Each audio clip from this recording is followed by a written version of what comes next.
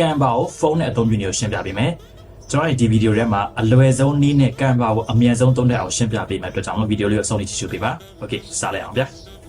iOS solution App Store မှာ install လုပ်ပြရတယ် Android solution တော့ Play Store မှာသွားပြီးတော့ install လုပ်လို့ရပါတယ်ဒါဆိုလို့ရှိရင်ကျွန်တော် Canva app လေးပေါ့နော်ဒီ Canva app လေးကျွန်တော်ဖွင့်လိုက်မယ်ဒီအပေါ်ဆုံးမှာလာခဲ့ဒီအပေါ်ဆုံးမှာမင်းကြောင်းလေး၃ကြောင်းရှိရဒါလေးကိုချက်နေလိုက်ဒီမင်းကြောင်းလေး၃ကြောင်းနှိပ်လိုက်ပြီဆိုတော့ဒီအပေါ်မှာဒီမှာ ခေါင်းလောင်းလေးတွေ့လိုက်မယ်ဒီခေါင်းလောင်းလေးကတော့ Canva နဲ့ပတ်သက်လို့ update တွေတစ်ခုခုဖြစ်လာပြီဆိုလို့ရှိရင်ဒီခေါင်းလောင်းလေးမှာ notification လေးပေါ်နေမှာပဲဖြစ်ပါတယ် Magic Studio ဘယ်လိုသုံးရလဲဆိုတော့ကျွန်တော်နောက်ထပ်ဗီဒီယိုတွေမှာအသေးစိတ်လေးရှင်းပြပေးမယ်ဒီဗီဒီယိုတော့အခြေခံဖြစ်တဲ့အတွက်ကြောင့်ဒါလေးကျွန်တော်ခဏလေးကြော်သွားပေးမယ်ဒီမှာ project ကိုနှိပ်လိုက်ပြီဆိုတော့ကိုဖန်တီးထားတဲ့ project တွေဒီမှာတွေ့တယ် your project ဆိုတော့ကိုယ့်ရဲ့ project တွေ share with you ဆိုတော့ကိုယ်တခြားတစ်ယောက်ကနေပြီး Canva သုံးပြီးတော့သူတို့ရဲ့ project တွေကိုယ့်ရှိကို share လိုက်ပြီဆိုလို့ရှိရင်တော့ဒီ share with you ဆိုတဲ့နေရာမှာတွေ့နေရမှာပဲဖြစ်ပါတယ်ဟုတ်ပြီပြန်သွားတင်တယ်ဆိုလို့ရှိရင်တော့ပေါ်မှာ arrow လေးရှိရဒါလေးကိုပြန်ထွက်လိုက်ထွက်လိုက်ပြီးတော့ဒီအောက်မှာ templates templates တွေကလည်းကိုကဘယ်လို style ကိုသုံးမှာတော့ဘယ်အတွက်သုံးမှာတော့ဒီအတွက်ကိုကဘာ business တွေလား social media လား education တွေလားဒါအများကြီးရှိတယ်ဓာတ်ပုံလုံးမှာလားဒါမျိုးတွေပေါ့နော်ကိုကြိုက်တဲ့ဟာကို template မှာသွားပြီးတော့ရွေးလို့ရပါတယ်ဒါလို့ဆိုတော့ခဏလေးထားလိုက်မယ်ပြန်ထွက်လိုက်မယ်ဒါကတော့ကျွန်တော်တို့ home page ပေါ့နော်ဒီအပေါ်ဆုံးမှာတွေ့ရတော့ဒီမှာ social media ရှိမယ် social media ကိုနှိပ်လိုက်ပြီးဆိုတော့ Instagram တက်လုံးမှာလား Facebook အတွက်လားLinkedIn အတွက်လား LinkedIn ဆိုတော့ကျွန်တော်အလုပ်တွေပါရှောက်တဲ့အခါမျိုးမှာသုံးတဲ့ဟာကိုပြောတာပေါ့နော်အဲဒီနောက်တစ်ခုကကျွန်တော်ဗီဒီယိုတွေလုပ်မှာလားဗီဒီယိုဆိုလို့ရှိရင်ကျွန်တော်တို့ဘယ်လို design တွေလုပ်မှာတော့ဗီဒီယို mobile video လား Facebook video လား Instagram reel လားဒါအများကြီးရှိရဲ presentation ဆိုလို့ရှိရင်ကျွန်တော်တို့ PowerPoint တွေပိုင်းနဲ့ presentation လုပ်တဲ့ဟာမျိုးတွေကိုပြောချင်တာဟုတ်ပြီ print ကတော့ကျွန်တော်ဘယ်လိုဟာမျိုးတွေ print ထုတ်မှာတော့တော့ကတော့ကျွန်တော်တို့စာတွေပေါ့နော်ဥပမာကိုကစာတင်နေဆိုလို့ရှိရင်တောင်းလို့ကျောင်းသားတွေ worksheet တွေထုတ်မှာလားဒါမျိုးတွေပေါ့နော်အလွယ်ဆုံးနဲ့ကျွန်တော်တို့စဉ်းစားကြည့်ကျွန်တော်တို့ဒီ Canva ကိုသုံးမယ် Canva ကိုသုံးတဲ့ရည်ရွယ်ချက်ကအများကြီးမဟုတ်ဘူးကျွန်တော် Facebook အတွက်လား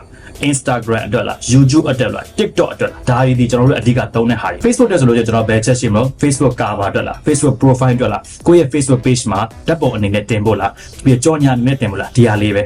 အဲ့လိုရှင်းရှင်းလေးပဲကျွန်တော်တို့တွေ့ကြည့်လိုက်ကျန်တဲ့ဟာလေးခဏလေးမေ့ထားလိုက်ဥပမာဆိုပါဆိုကျွန်တော်က Facebook တက်လုပ်မယ်ဆိုပါဆိုအဲ့တော့ကျွန်တော်ဒီမှာအပေါင်းလေးကိုကျွန်တော်နှိပ်လိုက်ပြီဆိုတော့ဒီမှာအများကြီးကျွန်တော်တို့ပေါ်လာတယ်ဒီမှာကျွန်တော်တို့ကဘာအတွက်လုပ်မှာတော့ mobile video လား Instagram လား presentation လားဒီမှာထုံးစံတဲ့အများကြီးပဲဗျာအဲ့တော့ကျွန်တော်တို့ဒီမှာ Facebook အတွက်လုပ်မယ်ပေါ့နော်အဲ့တော့ကျွန်တော်ဒီ search bar ထဲမှာ Facebook ဆိုပြီးရရှာလိုက်မယ်ဟုတ်ပြီအဲ့တော့ Facebook လို့ပြောလိုက်တာကျွန်တော် Facebook ကဆိုတော့ကျွန်တော်ပြောခဲ့တဲ့အတိုင်းပဲ Facebook at ကြော်ညာအတွက်လား Facebook cover photo အတွက်လား post အတွက်လား Facebook post မှာဆိုလို့ရှိရင်ကျွန်တော်ကဓာတ်ပုံကဘယ်လိုသွားမှာတော့ဒီမှာတော့ကျွန်တော်ဓာတ်ပုံလေးပဲတင်မယ်ပဲဆိုပါဆိုဗျာ Facebook post တစ်ခုတည်းကျွန်တော်ဒီမှာဖန်တီးခြင်းမယ် square ဆိုပါဆိုဒါလေးကိုကျွန်တော်နှိပ်လိုက်မယ်အဲ့လိုနှိပ်လိုက်ပြီဆိုတော့ကျွန်တော်ဒီမှာရွေးရအောင်ဘယ်လို template မျိုးကိုကျွန်တော်တို့ကရွေးမှာလဲဟုတ်ပြီအဲ့တော့ template ရွေးရတာလည်းအများကြီးမခက်ပါဘူးဥပမာကျွန်တော်ဒီမှာ template က winter လား valentine အတွက်လားဒီဟာအများကြီးရှိတယ်ဗျအယောင်းဝယ်အတွက်လား collage ဆိုဓာတ်ပုံလေးတွေပေါ့နော်အဲ့တော့ပြောချင်တာပေါ့နော်အဲ့တော့ကျွန်တော်အယောင်းဝယ်တစ်ခုအတွက်ပဲဆိုပါဆိုကျွန်တော်တစ်ခုခုကျွန်တော်ပစ္စည်းတစ်ခုခုသို့မဟုတ်တင်တဲ့တစ်ခုခုကျွန်တော်ရောင်းချင်တယ်ပေါ့နော်အဲ့ဆိုလို့ကျွန်တော်ဒီမှာ sale ပေါ့ sale ကိုနှိပ်လိုက်မယ် sale ကိုနှိပ်လိုက်ပြီဆိုတော့ကျွန်တော်ဒီမှာအယောင်း post နဲ့ပတ်သက်တဲ့ကြော်ညာတွေဒီမှာအများကြီးတွေ့နေရပြီပေါ့နော်အဲ့တော့ကျွန်တော်အလွယ်ဆုံးနဲ့အမြန်ဆုံးဖြစ်သွားအောင်ကျွန်တော်ဒီအပေါ်ဆုံးဟာလေးပဲကျွန်တော်ရွေးလိုက်မယ်ဗျာကိုရောင်းတဲ့ပစ္စည်းပေါ်မှာမူတည်တယ်ပေါ့နော်ဥပမာဆိုရင်ကျွန်တော်ကဒီ video editing တွေလုပ်တယ် vlog တွေလုပ်တယ်ပေါ့နော်အဲ့ဆိုကျွန်တော်က video editing သင်တန်းဖွင့်ချင်တယ်ဆိုပါစို့ပေါ့နော်အဲ့တော့ကျွန်တော်ဒီကောင်လေးကို video editing နဲ့ပတ်သက်တဲ့အယောင်း post တစ်ခုအနေနဲ့ကျွန်တော်ဖန်တီးပြပေးမယ်အဲ့တော့ဒီမှာဓာတ်ပုံတွေရှိတယ်ဒီပုံတွေက fashion တွေကကျွန်တော်နဲ့မသက်ဆိုင်တဲ့အတွက်ကျွန်တော်ဒီပုံတွေကိုဖြတ်လိုက်မယ်ဟုတ်ပြီအဲ့တော့ကျွန်တော်ဒီမှာဒီကောင်လေးကို delete နှိပ်လိုက်မယ်delete image ပုံလေးကိုရွေးမယ် delete ကိုနှိပ်မယ်အောက်မှာ delete image ဆိုဒီအောက်မှာ replace ဆိုတော့ကျွန်တော်ပုံလေးတွေအစားထိုးမယ်ပေါ့နော် replace ဆိုတော့နှိပ်လိုက်မယ်ဖုန်းထဲမှာရှိတဲ့ပုံတွေကိုကျွန်တော်အစားပြီးတော့အစားထိုးပေးမှာပေါ့နော်ဆိုပါသေးပဲကျွန်တော်တို့ကဒီပုံခဏအရင်ထည့်ထားလိုက်မယ်ဗျာဒီပုံကိုကျွန်တော်မတော်တဆရွှေ့မိသွားတယ်ဆိုပါစို့တခုခုကျွန်တော်မှားသွားတယ်ဆိုလို့ရှိရင်ဒီအပေါ်မှာဒီမှာမြားလေးတွေ့လားဒါလေးက undo လို့ခေါ်တယ်ဒါလေးတော့ချက်နှိပ်လိုက်ဒါဆိုလို့ရှိရင်သူ့ရဲ့ပထမမူလနေရာကိုပြန်ရောက်သွားလိမ့်မယ်ဟုတ်ပြီအဲ့တော့ကျွန်တော်တို့ရဲ့ဖုန်းထဲကပုံတွေကိုမထည့်ချင်အောင်ကျွန်တော်တို့ Canva မှာရှိတဲ့ပုံလေးထည့်မယ်ဆိုပါစို့ဗျာဟုတ်ပြီအဲ့တော့ကျွန်တော်ဒီကောင်လေးကိုတစ်ချက်နှိပ်လိုက်မယ်နှိပ်ပြီးဆိုတော့ဒီအောက်မှာ replace ဆိုတဲ့ဟာလေးရှိတယ်ဒါလေးကိုနှိပ်လိုက်ပြီဆိုတော့ဒီအောက်မှာကျွန်တော် gallery ကကျွန်တော်တို့ရဲ့ဖုန်းထဲကပုံတွေကိုထည့်မှာ photo ဆိုတဲ့ဟာလေးပါတွေ့လိမ့်မယ် photo ဆိုတဲ့ဟာလေးကိုနှိပ်လိုက်ရင်ဒီမှာစပြီးကျွန်တော်တို့တွေ့နေရပြီကျွန်တော်တို့ကဘလို့ဓာတ်ပုံမျိုးကျွန်တော်တို့ထည့်မှာဥပမာဆိုကျွန်တော် video editing ဆိုတဲ့ကျွန်တော်တို့ video editing ဆိုပြီးရိုက်ရှာလိုက်မယ် Okay ဒီမှာ video editing နဲ့ဆိုင်တဲ့ပုံလေးဒီမှာကျွန်တော်စပြီးတော့တွေ့နေရပြီကျွန်တော်ဒီမှာဒီပုံလေးကိုရွေးလိုက်မယ်ဆိုပါစို့အဲဒီမှာပေါ်နေပြီဟုတ်ပြီတန်းတစ်ခုလည်းကျွန်တော်ဒီတိုင်းပဲထည့်လိုက်မယ်ပုံလေးကျွန်တော်ထည့်ပြီးတော့ဒီပုံလေးထည့်ပြီးတော့ကျွန်တော်စာလေးကိုပြင်ကြည့်မယ်ဒီစာလေးကိုဆက်လက်မှတ်လိုက်မယ်ဒီမှာနှစ်ချက်နှိပ်လိုက်မယ်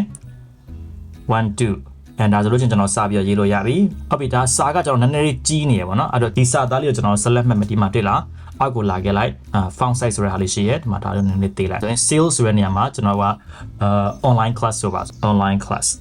ဒါနည်းနည်းလေးကြီးနေရဆိုလည်းရတယ်ပြဿနာမရှိဘူးဒါကိုဆက်လက်ပြန်မှတ်မယ်မှတ်ပြီးဆိုရင်ဒီမှာ font size ရှိတယ်နည်းနည်းလေးသေးမယ်ဒါလေးကိုကျွန်တော်က လိုအပ်တဲ့နေရာလို့ရွှေ့ပြောင်းလေးလုပ်မယ်ဟုတ်ပြီ shop now ဆိုတော့ကျွန်တော်ဒီမှာကျတော့join now ပေါ့နော်တပေါ်တစ်ခုဒါဆိုလို့ရှိရင်ကျွန်တော်တို့ဟာလေးကပြီးသွားပြီအကြံပေးချင်တာတော့ကိုလုတ်ချင်တဲ့ template ကိုတွားပြီးတော့ရှာလိုက်အဲ့ဒီဟာလေးကိုဖယ်ပြီးရတယ်ကိုယ့်ရဲ့ပုံလေးတွေစာလေးတွေအစားထိုးလိုက်တာဒါဒီအလွယ်ဆုံးပဲဖြစ်ပါလိမ့်မယ်ကိုကနေကိုစပြီးတော့အစားအဆုံးဖန်တီးမယ်ဆိုလို့ရှိရင်တော့အခက်အခဲတွေအများကြီးရှိပါလိမ့်မယ်ဒါပေမဲ့မစိုးရိမ်ပါနဲ့ဒါကကျွန်တော်ရဲ့ပထမအဆုံးဗီဒီယိုဖြစ်ပါတယ်နောက်ထပ်ဗီဒီယိုတွေမှာကိုယ်ပိုင် design တွေကိုဘယ်လိုဖန်တီးရမလဲဘယ်လိုလေးတွေကောင်းအောင်လှအောင်ဘယ်လိုလုပ်ရမလဲဆိုတာလည်းကျွန်တော်နောက်ပိုင်းတွေမှာထပ်ပြီးတော့ရှင်းပြပေးသွားပါမယ်